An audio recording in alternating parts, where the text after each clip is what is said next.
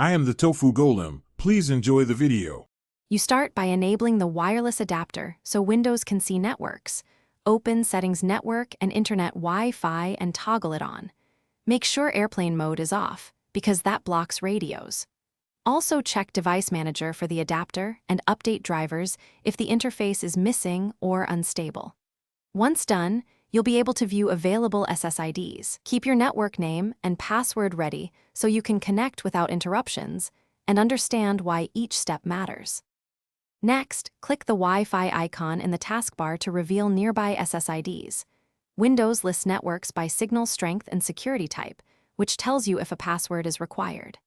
Choose your SSID, verify the security matches your router, WPA2/WPA3, then enter the password carefully. Wrong capitalization breaks authentication.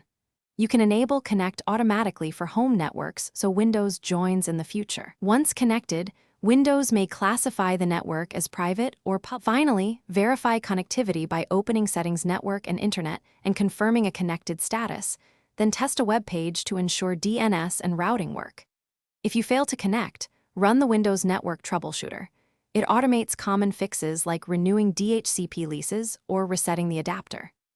If that doesn't help, restart the router and toggle the adapter off/on, and use ipconfig/all in command prompt to inspect IP, gateway, and DNS. This tells you why traffic might not be flowing.